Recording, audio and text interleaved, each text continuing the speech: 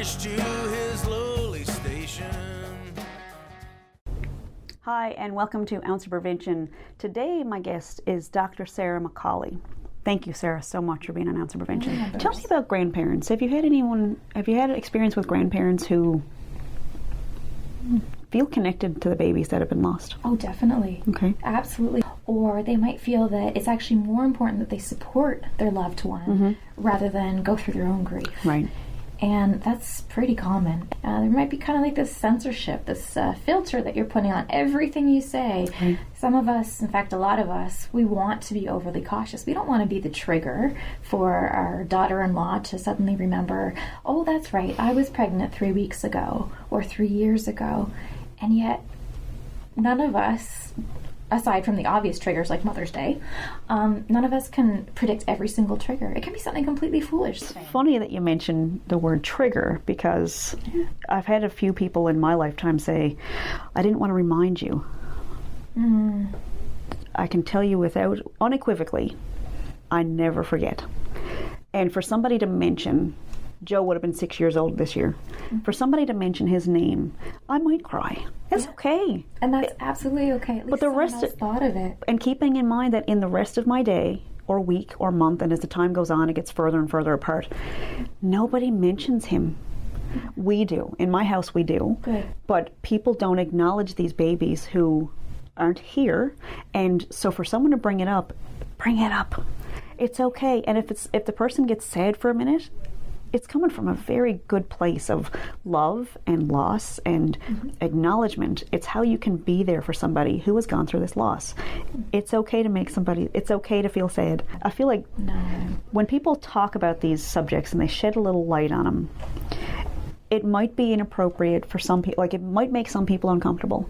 But what I found is there are other people who this light goes off in their eyes and they go, oh, I know exactly what you mean. And then it's okay and safe for them to share their story, which then we heal as a community instead of hiding it away, because I didn't know what was happening in that house.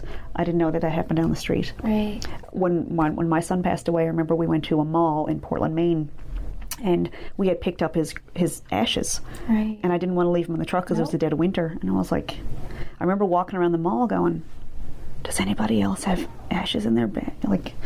And my surprise. That's it. And my husband said, how many times did we walk through the mall? We had no idea what anybody was going through. Like, right. We had no idea that this had ever happened to anybody. It's a horrible club to be part of. Absolutely. And the initiation is the worst. Yeah. And yet, once you're part of it, it's amazing how many other people are part of it too. Yeah. And very often they are willing to at least let you know, like, hey. Yep.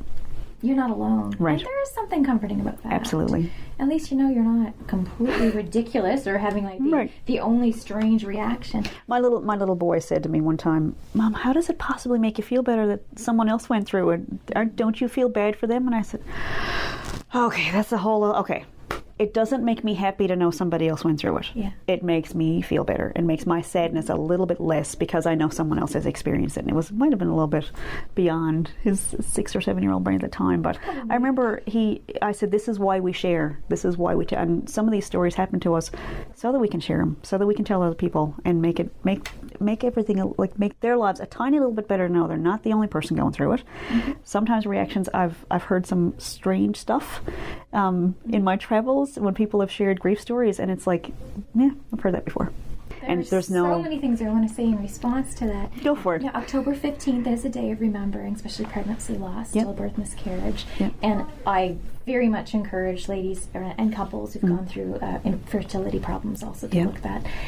Often in July there's butterfly releases, and then I guess it comes down to the community and individuals what they might do.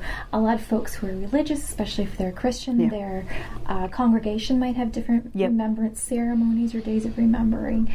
And then there's other little moments too, like all those anniversaries you mentioned. Yeah. Mother's Day can be actually a day of mourning, and probably will be for a lot of people. Yeah. Your birthday, baby's due date, baby's stillbirth date, or miscarriage date, or whatever it might be. Yeah. All of these things can be days of mourning. And just the language around, this is the day that the person, it's kind of, this would have been his birthday, well, this was actually, it's complicated. The language isn't really there to. I mean, you get a few days off work if you work for an employer. You get a couple of days off, and then that's it. There's no anniversary dates where you can take a couple of days off. And this is where I think there could be some improvements here in the province and maybe across the country. Maybe Newfoundland could lead in this way. We need mental health days where it's not embarrassing to call in and say, I need a day. Mm-hmm. Where if you call in and say, I need a mental health day, automatically it's, oh, I wonder what she's got. I wonder what's going on with her. Maybe if we change the language a little tiny bit so someone can say, I'm not at rock bottom today, but I don't want to end up at rock bottom, so I'm going to take a day, or I'm going to take 2 days, or whatever it is. And or use a mental or medical day as a proactive day. Just like you'd use an hour or two medical leave for going to a dentist appointment. Well, wouldn't it also make sense to take an hour or two, do something proactively? Yeah. Maybe it's yoga. Maybe it's a time with your loved one. Maybe it's going out Signal Hill. I'm not sure. Yeah, absolutely. And it does seem like your body is telling you something, whether it's an anxiety attack or all of a sudden you want to look at violent images, whereas you used to be into anime, I don't know, whatever. But your body does tell you a lot of times what you need, whether it's sleep or more activities, or you haven't showered in a week, maybe you need a shower, maybe you need to get out of bed instead of taking so many naps. But your body does tell you a lot of times what you need. And listening to that and honoring that seems to be, helpful to tune in a little bit more to what our bodies are telling us, because we do have a lot of intelligence that we don't give ourselves credit for. Yeah. One of the really neat books that I've had a chance to look at in the last few years is one called The Body Keeps the Score, and it's specifically about sort of the trauma reaction and how even when we don't necessarily have words for it, something might have happened before we're even verbal, we might be very, very young, or there might be something we can't really get our heads around. Yeah. Our bodies are still very aware of something happening. And that can be similar for grief, it can be similar for mood, it can be similar for anxiety, anger. Our physiological arousal can look really, really similar, even if it has different causes and even if it has sort of different manifestations down the road. Wow. So your heart's pounding, you're breathing faster, the adrenaline's rushing through you, the cortisol, it's keeping you awake at night, it's making it difficult to focus, you're definitely less able to concentrate well and do well. But that could be anything from excitement and being in love to being really furiously angry and jealous. It could also be anxiety. I'm terrified. I don't want to go to school or work or a party or social gathering. But it could also be grief. I am so upset and distressed and I have no motivation whatsoever. It's incredible what our body tells us, and we don't always know what it is. So it can be really confusing. It can be really frightening. And it's unfortunately not uncommon that, again, something that could get misdiagnosed could be even a substance abuse problem. And you mentioned the phrase maladaptive behaviors. Sure. Which I didn't know a whole lot about before. But maladaptive behaviors are a response to things that are going on in your life that might not be good for the long term. So in the short term, I feel like I've seen this a lot. Someone, for example, who has just gotten really bad news and they smoke more, might not be the time for them to quit smoking. As much as you shouldn't smoke, oh my God, you shouldn't smoke, obviously. But quitting when that's your coping thing might not be the best way to do it. If you have an addiction to alcohol, an addiction, that's a funny word too. Yeah. You're telling an adult how much is too much to drink. And if somebody is able to get to work, for example, if they are taking care of their children and they work and they go to church and they contribute to everything else, but they're doing a lot of damage to the liver because they drink. There's a line there that's kind of one of those, well, we could treat that person for that addiction or that abuse of that substance, but talking to an adult about how much is too much is like, that's a whole other scenario. That's a whole other scenario. I've heard a lot of different definitions around addiction, for example. And I think most commonly with a medical sort of definition, we look at sort of the physiological dependence and reliance on something. It's the idea that and having a negative effect. Of it. And having a negative impact on your life. Right. But at the same time, you might find that there are some coping strategies that can work okay for the short term and are very functional in the short term. Right. But by their very nature, don't work in the long term. Right. For example, it might makes sense to take extra time for yourself. It makes sense to take time off work, to go to yoga constantly, be journaling constantly, spending time with your family. And that might be exactly what you need in the short term. But if that becomes your only thing that you rely on, and if you try to do that for the long term, well, suddenly you no longer have an income. You no longer have the same social and maybe professional, confidence or satisfaction that you had before. Your kids might move out when they get old enough. Move out. Hopefully not when they're 6, but more like when they're 26. But for the long term, eventually they might get lives of their own. Yeah. So we're talking about a lot of different things, and it's the trick is figuring out where a person's at, what they're ready for, doing things consensually. And sometimes that means helping them find their own motivation. So I think that's a part of grief too, is that there must be a message in this. There must be some message, and maybe it's to tell me that I should live better, I should be this person, I should do more volunteer work, I should spend more time with whoever, I should adopt 15 dogs, I should, have a bunch of cats, feral cats neutered, or whatever it is That's an okay thing. Well, it could be. Expensive, it could be, but it's maybe not. I think when those things don't work, if you decide to quit smoking, if you decide I'm never touching any more alcohol, I'm never going to take my medicine, I'm off medication, this has taught me this. These are the things that you're not thinking clearly in that state of mind, and I think that's the crux of what you're telling us. It's not you're not in your normal state of mind. It can look like a lot of different things, and survival is really the goal. Get through it. Find a way to get through it. Reach out to friends, and the friends who don't want to hear it or who are uncomfortable, don't call them. That's right. Call the ones who are supportive. Try something new. Get out of the house when you can. It just seems like it's a really tough time. Give yourself some time. I think sometimes with grief and with mental health in general, we over-identify it because we want to understand it from the lens of medical illness.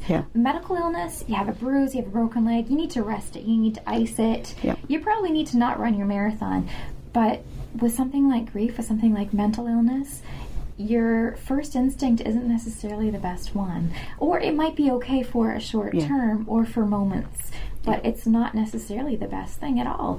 So even though you might want to withdraw, even though the easiest thing is to avoid and to prevent being triggered, over the long term, you're probably going to need to keep increasing your capacity. Exposure. Your exposure to muscle, right? You expose yourself and your muscle gets stronger.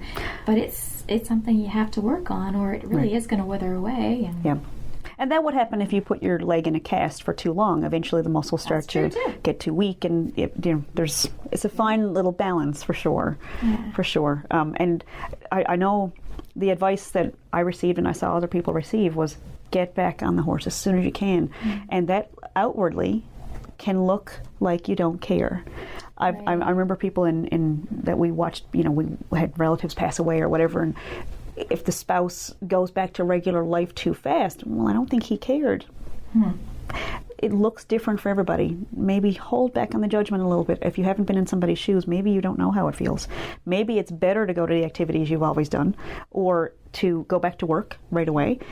Maybe go into the baby shower. Maybe if you really don't want to go to a baby shower after you've had a loss, maybe skip one. But to rule them out forever, listening to yourself. Everybody's got their own guiding compass inside, I think, and it is different for everybody. So what'll work for me might not work for you. It might not work for the person down the street. But having somebody on your side who can guide you and help you find your true north, I think, is the role that you have filled for a lot of people. I hope so. Yeah, and sometimes I'm not necessarily going to support someone to just follow their gut instinct. I might very well be challenging someone, and at the same time, I would never challenge someone to just act like nothing happened. Right. So sometimes we might be ready to get back on the horse. Sometimes it might not be a horse we should get back on. Maybe it's only going to be a bicycle. And that's not even only a bicycle. Maybe it's going to be a motorbike. Mini pony. I don't know. Mini pony. Mini pony. There you are. Big dog. But, exactly. And just because they might get back on it eventually doesn't mean they're going to be ready for it when they think they're going to be ready for it. Right. So it has to be consensual. Absolutely. It has to be when someone feels like they've got the right energy level for it, like I'm up for this. And, even when other things are relatively stable in their life. I think some of us can do the whole cold turkey, throw yourself in the deep end sort of way of doing something, but most of us aren't. And that's kind of adds to, if it doesn't work, that's a failure to add to your grief. And then it's, that's devastating. Catch-22. It is. And when all these losses, I remember too that when you have a loss in your life, you remember all these other losses. It's like all your books are falling off the shelf, and it can be really overwhelming. Yeah, and that's a psychological reality. Even neurologically, we've stimulated to associate with past experiences. Right. So if you have a moment of even smelling lavender or something, that scent, it's going to trigger nearby associations. Yeah. Maybe it was a grandmother's perfume. Right. Maybe thinking about her perfume makes you think of an expensive store or a drugstore clerk that you didn't like, and that leads you off into another tangent. The same thing happens with grief memories. Yep. And unfortunately, a lot of our strong emotion memories are very much hardwired, and there's not really any such thing as hardwiring. They can change, but they're often, I guess I should say, more entrenched. They're deeper, they're stronger, and if we don't like looking at them or feeling them, guess what? It's going to hit you that much harder when you have it, because you're not used to it. So it sounds like your advice would be moderate exposure to things that are upsetting as time progresses. So the end goal being that eventually you're not devastated at the thing that a month after something bad happens, it's going to be a pretty extreme response. Oh, yeah. But after time passes, a little bit of exposure at a time, eventually you get back to kind of a functioning life again, where you're not triggered by everything. And there are definitely periods of time that everything's a trigger. Oh, but eventually the triggers get less. 20 years later, it can still be happening, and it probably will be. Yeah. But the trick, like you say, is get to the functional. Right. So find out what it is that works for you. Right. And you know what?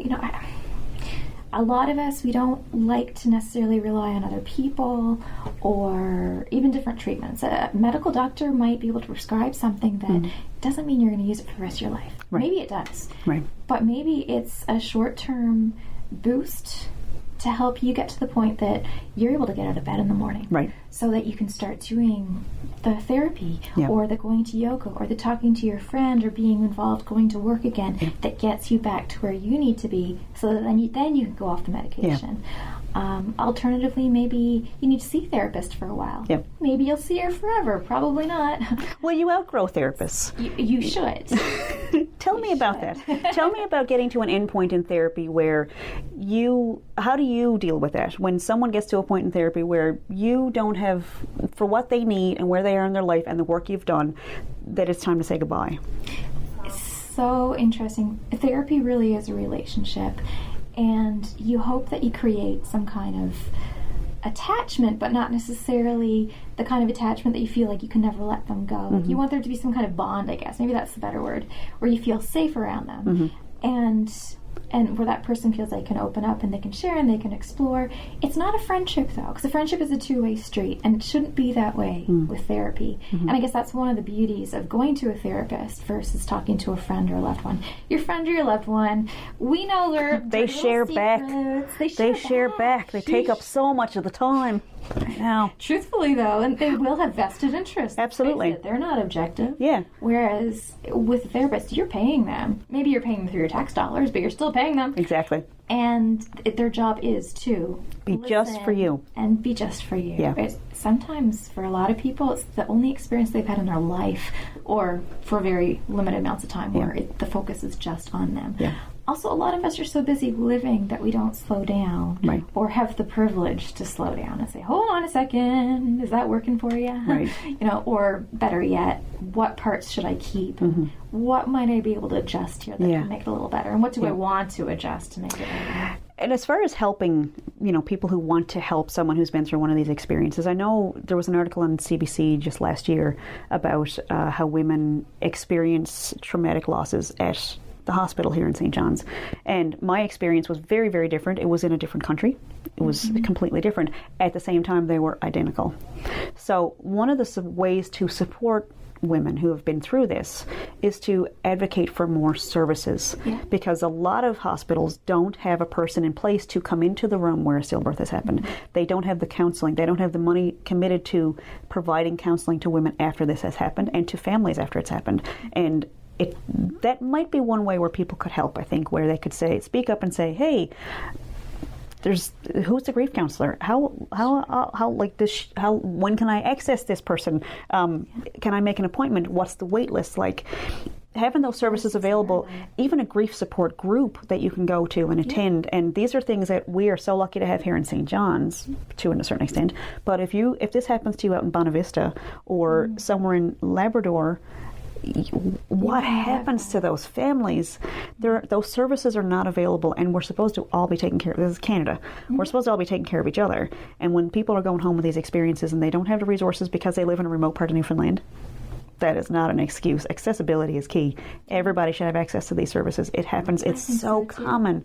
And to have to go home and deal with it yourself it's just not okay. It's not acceptable. It's such a hard thing. It happens to so many people. There are quite a few things, actually. I mean, even in the city centre, pastoral care and ethics, our bereavement services, there are so many beautiful people that that folks can avail of. So especially if you've got a religious, maybe you've got a certain denomination, there's chaplains of different faiths, different congregation members.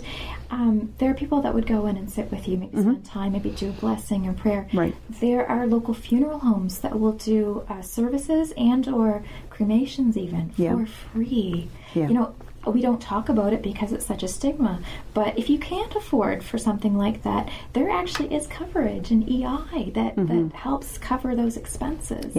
And then beyond that as well, the nursing staff can be just incredible. It's an informal sort of thing, but it's amazing what just having a kind person sit with you, spend the time with you. Some beautiful families donate it to Cuddle cots, is what they're called, and these are their equipment that are very expensive, something like $2,000 each. So with the Cuddle cot, unfortunately, after a stillbirth or miscarriage, the remains, that little human, it don't hold up really, really well. And a Cuddle cot will actually keep the remains cool and stable enough that a family has time to spend time with their little one. And I say little one, I am, you know, very much about people making their own choices about their own fertility and their own family planning. But when you've had a loss that you were not wanting, and when you've had little one you're holding in your arms, of course it's a family member. Some folks will decide they want to take family pictures, and that's a service that we don't talk about much. There's individuals in our community that will do photography, beautiful professional quality photography, not in color pictures, because black and white tends to be less emotional. It also tends to be more forgiving. Nursing staff can be amazing. There are so many donated blankets, preemie hats, little things. They will do up memory books. A couple or an individual who has a baby might never want to look at it, but they have it and they have the option. And it's stuff you never ever consider until it happens. And I know it's being on that other side of things and going, what pictures? Oh my God. It's better to have them and not need them than to not have that opportunity. And those things are pictures and spending time with the baby and all those other, having the little mementos that the baby wore. All these things are amazingly important. Their head circumference. Absolutely. The blanket that they were swaddled in. Or even like the little bracelet. The little bracelets, that they had or mom had. Who knows? It's something tangible, because you're not left with the photo albums of the children who survive. You don't have anything to show for those babies, and nobody ever asks to see pictures of a stillborn baby. I can tell you, that's just not a thing that happens. But when you meet other families, I've had that happen where we've taken out our pictures and going, I know, right? Well, and really, this is a pretty recent phenomena too. You know, even 100 years ago, if you go into older homes too, you might see pictures on the wall where there are little pictures of babies, and that baby was photographed after they passed away.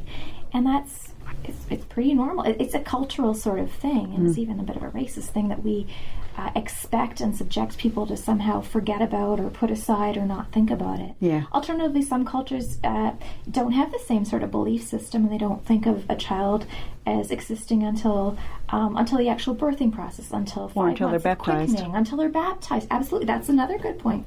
So I mean, you know, or is it in Korea that I think folks they're born, they're 1 year 9 months, old. So that's, you know, there's all kinds of different ways of looking at it. But and sometimes you don't realize how important those things are to you until you've been in the situation. oh yeah, And you might have grown up Catholic, for example, and then all of a sudden you're sitting there with a baby that never took a breath and wasn't baptized, and that baby still matters to you. Yeah. So it changes a lot of the stuff that you kind of take for granted. It can change in those situations. So it is, and again, it makes people uncomfortable. And I think why it makes them uncomfortable is because they imagine that must be so difficult, and it is exactly how you imagine it. That's something that struck me when I imagined in my dream world before these bad things ever happened. It's exactly how bad you think it is. I think that's what's so hard for people to deal with is, yeah, it is very, very hard, and it is uncomfortable, and it's sad. There's no way around it. It's just sad. I think what's hard to understand when you haven't gone through it yourself is that saying Joe's name to you, or mentioning to someone, I was thinking of you the other day when I was looking through cards, or it's Mother's Day, and can I take you out for a coffee even if you don't want to go for lunch, or that sort of thing. We might think that, oh my gosh, I've just made them think of it. Truth is, it's our privilege to magically forget about it most of the time. I guarantee you that person's been thinking about it constantly, Right. or almost nonstop. Right. Sarah, you've been a fountain of information. This has been, amazing, absolutely amazing. And I'm so glad to be able to bring this to people, because I know the conversations that we've had over the past few months have been just, oh, wow, I didn't know that before. And I'm a pro with therapy and all that stuff. I wrote a book, I've done all that stuff. And still, this year is our 6th year without Joe. And to hear somebody bring a new perspective to things and have different ways of looking at things, and just the jolt, just having that little acronym to go, yeah, I'm going to try that.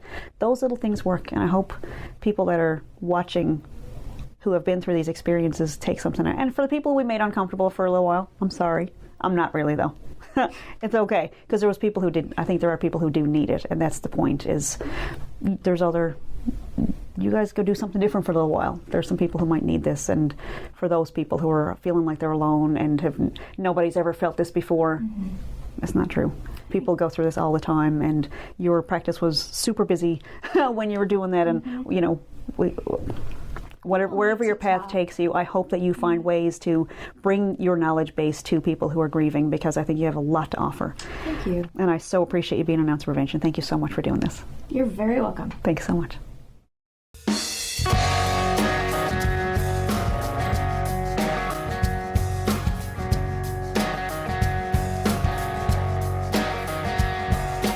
Lucifer, the light of heaven, that sinner